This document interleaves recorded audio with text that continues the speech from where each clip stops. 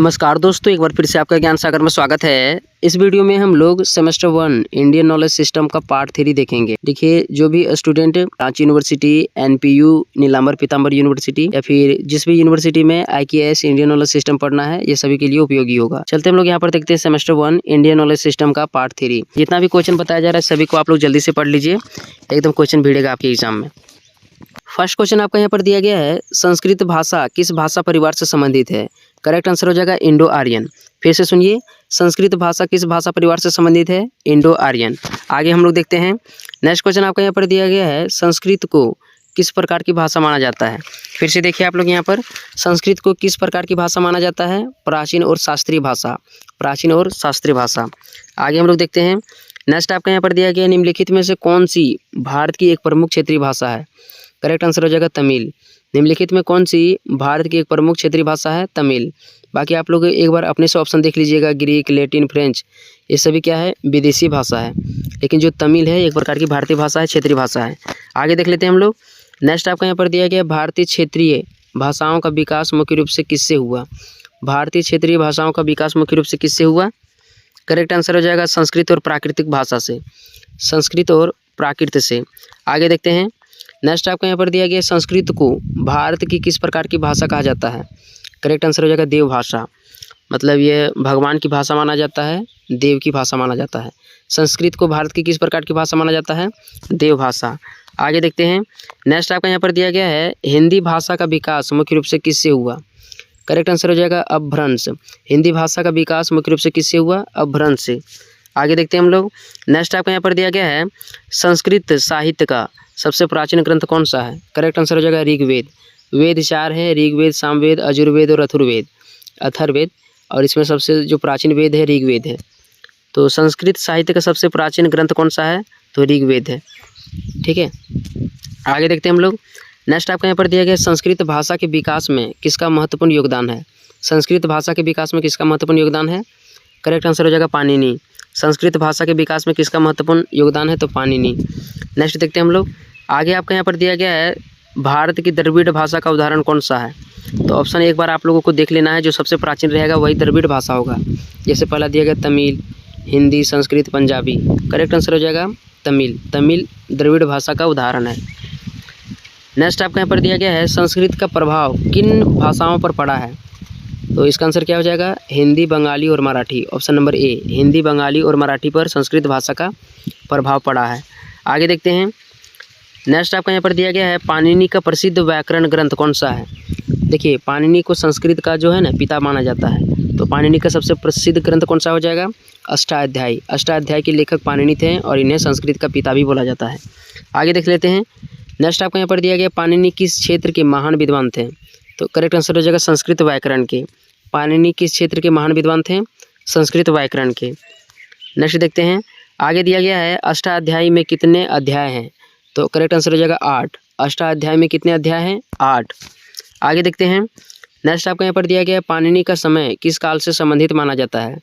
Correct answer हो जाएगा 5वीं, मतलब 4वीं 5वीं शताब्दी ईसा पूर्व से। पाणिनि का समय किस काल से संबंधित है? 4वीं 5वीं, ठीक है, शताब्दी ईसा पूर्व से।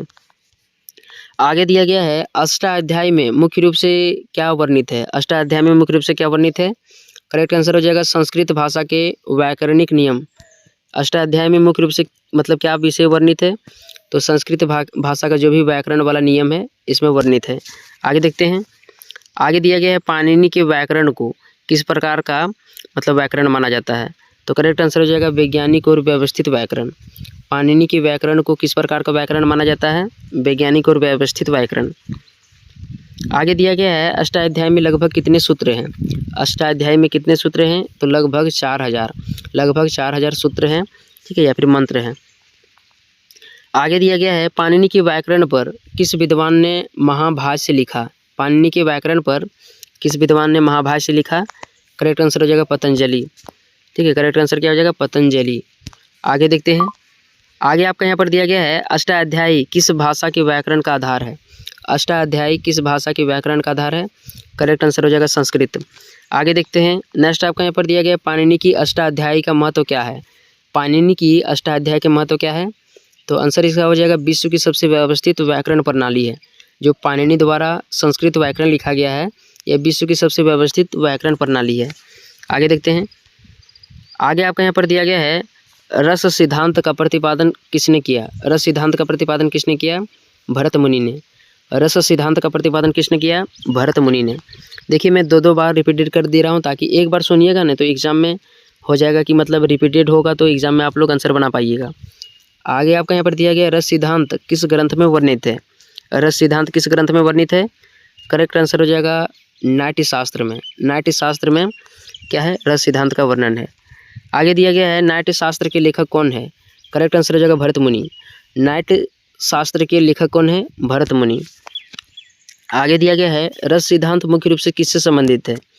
रस सिद्धांत मुख्य रूप से किससे संबंधित है? देखिए इसका आंसर हो जाएगा साहित्य और कला की सौंदर्य अनुभूति से। सौंदर्य और मतलब जो साहित्य और कला है इसकी सौंदर्य अनुभूति से जुड़ा हुआ है। कौन जुड़ा हुआ है? तो रस सिद्धांत। आगे दिया गया है रस सिद्धांत के अनुसार प्रमुख रस कितने हैं। रस सिद्धांत के अनुसार प्रमुख रस कितने हैं? तो 9। आगे देखते हैं हम लोग। आगे दिया गया आपका यहाँ पर निम्नलिखित में से कौन सा रस है। कौन सा रस है? श्रृंगार, गणित, राजनीति, खगोल। करेक्ट आंसर हो जाएगा श्रृंगार। निम्नलिखित में से कौन सा रस है? तो श्रृंगार। आगे देखते हैं नेक्स्ट आपका यहाँ पर दिया गया है करुण का रस। करुण रस किस भावना से संबंधित है। इसका आंसर हो जाएगा करुणा और दुख से। करुण रस किस भावना से संबंधित है? करुणा और दुख से। आगे दिया गया है वीर रस किस भावना को दर्शाता है। तो साहस और वीरता को। वीर रस किस भावना को दर्शाता है? साहस और वीरता को। आगे देखिए हास्य रस किससे संबंधित है। हास्य रस किससे संबंधित है? हंसी और विनोद से। हास्य रस किससे संबंधित है? हंसी और विनोद से। आगे दिया गया आपका यहाँ पर रस सिद्धांत का मुख्य उद्देश्य क्या है। रस सिद्धांत का मुख्य उद्देश्य क्या है? तो इसका आंसर हो जाएगा साहित्य और कला में भावनात्मक आनंद उत्पन्न करना। साहित्य और कला में भावनात्मक आनंद उत्पन्न करना रस सिद्धांत का मुख्य उद्देश्य है। नेक्स्ट आपका यहाँ पर दिया गया है रामायण के रचयिता कौन माने जाते हैं। तो इसका आंसर हो जाएगा वाल्मीकि। वाल्मीकि को रामायण का रचयिता माना जाता है। और जो व्यास जी है इन्होंने महाभारत की रचना की थी। नेक्स्ट आपका यहाँ पर दिया गया है महाभारत के रचयिता कौन है। इसका आंसर क्या हो जाएगा? वेद व्यास। महाभारत के रचयिता कौन है? वेद व्यास। ठीक है, ऑप्शन नंबर ए हो जाएगा, गड़बड़ा नहीं जाइएगा। आगे दिया गया आपका यहाँ पर महाभारत का सबसे महत्वपूर्ण उपदेशनात्मक ग्रंथ कौन सा है। महाभारत का सबसे महत्वपूर्ण उपदेशनात्मक ग्रंथ कौन सा है? तो भगवत गीता। आगे देखते हैं हम लोग यहाँ पर। नेक्स्ट आपका यहाँ पर दिया गया है रामायण का मुख्य पात्र कौन सा है, मतलब जो करेक्टर होता है। ठीक है, who is the main character of the Ramayana. Ramayana में महत्वपूर्ण जो करेक्टर है क्या है? तो राम है, भगवान राम जी। आगे हम लोग देखते हैं नेक्स्ट आपका यहाँ पर दिया गया है महाभारत का युद्ध किस स्थान पर हुआ था। महाभारत का युद्ध किस स्थान पर हुआ था? कुरुक्षेत्र में। आगे देखते हैं नेक्स्ट आपका यहाँ पर दिया गया है रामायण किस प्रकार का ग्रंथ है। तो एक प्रकार से महाकाव्य है।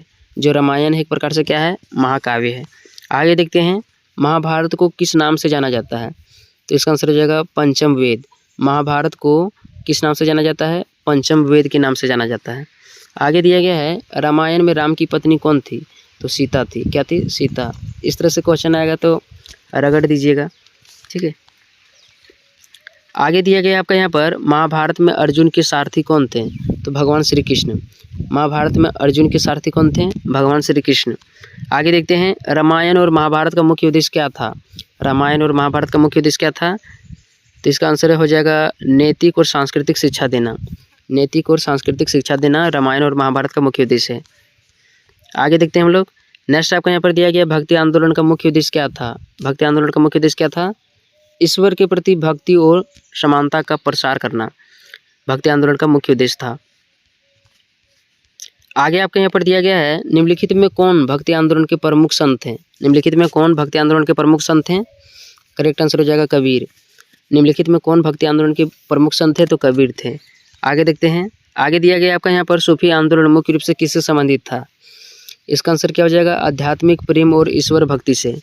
नेक्स्ट आपका यहाँ पर दिया गया है निम्नलिखित में कौन सूफी संत हैं। आपको यहाँ पर बताना है कौन सूफी संत था। तो इसका आंसर यही हो जाएगा option number A, Khwaja Moinuddin Chishti. Khwaja Moinuddin Chishti सूफी संत हैं। ठीक है, आगे आपका यहाँ पर दिया गया है भक्ति साहित्य मुख्य रूप से किस भाषा में लिखा गया है। तो इसका आंसर हो जाएगा क्षेत्रीय भाषाओं में। भक्ति साहित्य मुख्य रूप से किस भाषा में लिखा गया है? क्षेत्रीय भाषाओं में। नेक्स्ट आपका यहाँ पर प्रश्न बनेगा, कबीर की रचनाएं किस भाषा में मिलती है? कबीर की रचना किस भाषा में मिलती है? तो हिंदी में, हिंदी या खड़ी बोली में। ठीक है, आगे आपका यहाँ पर दिया गया है, सूफी साहित्य का मुख्य विषय क्या था? सूफी साहित्य का मुख्य विषय क्या था? प्रेम और आध्यात्मिकता। सूफी साहित्य का मुख्य विषय क्या था? प्रेम और आध्यात्मिकता। आगे देखते हैं। नेक्स्ट आपका यहाँ पर प्रश्न बनेगा, भक्ति आंदोलन ने भारतीय समाज पर क्या प्रभाव डाला? करेक्ट आंसर हो जाएगा सामाजिक समानता और धार्मिक सहिष्णुता। भक्ति आंदोलन ने भारतीय समाज पर क्या प्रभाव डाला? तो सामाजिक समानता और धार्मिक सहिष्णुता। आगे देखते हैं। नेक्स्ट आपका यहाँ पर प्रश्न बनेगा, प्राचीन भारतीय साहित्य का मुख्य उद्देश्य क्या था? इसका आंसर हो जाएगा नैतिक और आध्यात्मिक शिक्षा देना। प्राचीन भारतीय साहित्य का मुख्य उद्देश्य क्या था? नैतिक और आध्यात्मिक शिक्षा देना। अगला क्वेश्चन दिया गया है, भारतीय साहित्य में रामायण और महाभारत का महत्व क्या है? भारतीय साहित्य में रामायण और महाभारत का महत्व क्या है? तो इसका आंसर हो जाएगा नैतिक मूल्यों और आदर्श जीवन का मार्गदर्शन। नैतिक मूल्यों और आदर्श जीवन का मार्गदर्शन करना रामायण और महाभारत का मुख्य उद्देश्य रहा है। आगे आपका यहाँ पर दिया गया है, प्राचीन भारतीय साहित्य का मुख्य उद्देश्य क्या था? प्राचीन भारतीय साहित्य का मुख्य उद्देश्य क्या था? इसका आंसर हो जाएगा नैतिक और आध्यात्मिक शिक्षा देना। बस उद्देश्य रहेगा तो ऑप्शन देख लेना है कि क्या रहेगा। सो ठीक है, 4 ठो रहेगा, ज़्यादा रहेगा नैतिक और आध्यात्मिक शिक्षा देना। ठीक है, आगे आपका यहाँ पर दिया गया है, रामायण में हमें कौन सा नैतिक आदर्श सिखाती है? तो सत्य और कर्तव्य पालन। रामायण हमें कौन सा नैतिक आदर्श सिखाती है? तो सत्य और आदर्श पालन करना। आगे देखते हैं। अगला क्वेश्चन आपका यहाँ पर बनेगा, महाभारत में किस ग्रंथ के माध्यम से नैतिक शिक्षा दी गई? महाभारत में किस ग्रंथ के माध्यम से नैतिक शिक्षा दी गई? आंसर हो जाएगा भगवत गीता। आगे देखते हैं। अगला क्वेश्चन आपका यहाँ पर दिया गया है, भगवत गीता का मुख्य संदेश क्या है? तो आंसर हो जाएगा कर्म योग और धर्म का पालन। भगवत गीता का मुख्य संदेश क्या है? कर्म योग और धर्म का पालन। नेक्स्ट आपका यहाँ पर दिया गया, पंचतंत्र की कहानियाँ किस उद्देश्य से लिखी गई है? तो इसका आंसर हो जाएगा नैतिक शिक्षा के उद्देश्य से पंचतंत्र की कहानियाँ लिखी गई है। देखिए, पंचतंत्र विष्णु शर्मा के द्वारा लिखा गया है। साथ ही साथ जितने भी आप लोगों का मतलब टॉपिक बचा हुआ है, एग्ज़ाम बचा हुआ है, सभी का मतलब ज्ञान सागर ऐप में, ठीक है, PDF पहले से डाउनलोड है। आप लोग ज्ञान सागर ऐप को डाउनलोड कर लीजिएगा। कहाँ मिलेगा ज्ञान सागर ऐप? तो प्ले स्टोर में मिलेगा, 60 रुपया लगेगा। ठीक है, तो गड़बड़ाना नहीं है, जल्दी से आप लोग डाउनलोड कर लीजिए। आप लोगों का मतलब इस चैनल में ही सपोर्ट मिलेगा, और कहाँ दूसरा चैनल में कहाँ पढ़ाता ढंग से। आगे आपका यहाँ पर दिया गया है, हितोपदेश किस प्रकार का ग्रंथ है? हितोपदेश किस प्रकार का ग्रंथ है? करेक्ट आंसर हो जाएगा नैतिक शिक्षा की कहानियाँ। हितोपदेश किस प्रकार का ग्रंथ है? तो नैतिक शिक्षा की इसमें कहानियाँ बताई गई है। आगे दिया गया है, प्राचीन भारतीय साहित्य में धर्म का क्या अर्थ है? प्राचीन भारतीय साहित्य में धर्म का क्या अर्थ है? तो आंसर हो जाएगा कर्तव्य और नैतिक आचरण। बस ऑप्शन देखना और मारना है। आगे दिया गया है, रामायण और महाभारत किस प्रकार के साहित्य हैं? आंसर इसका हो जाएगा महाकाव्य। रामायण और महाभारत किस प्रकार के साहित्य हैं? तो एक प्रकार से महाकाव्य है। आगे दिया गया है, प्राचीन भारतीय साहित्य में आदर्श राजा का उदाहरण कौन है? तो राम। प्राचीन भारतीय साहित्य में आदर्श राजा का उदाहरण कौन है? भगवान राम। आगे दिया गया आपका यहाँ पर, प्राचीन भारतीय साहित्य का समाज पर क्या प्रभाव पड़ा? तो इसका आंसर हो जाएगा नैतिक मूल्यों और आदर्श जीवन का मार्गदर्शन। मतलब जो भी प्राचीन भारतीय साहित्य है, जो भी प्राचीन भारतीय समाज है, उसके आधार पर हम लोगों का नैतिक मूल्य और आदर्श जीवन आधारित होता है। मार्गदर्शन इससे हम लोग लेते हैं। साथ ही साथ मेरा सेकंड चैनल नीड स्टडी है, इसको भी आप लोग सब्सक्राइब कर लीजिएगा। ठीक है, नेक्स्ट सब्जेक्ट जल्द ही अपलोड होगा और उसमें भयानक तैयारी कराया जाएगा। मिलते अगली वीडियो में, तब तक के लिए धन्यवाद।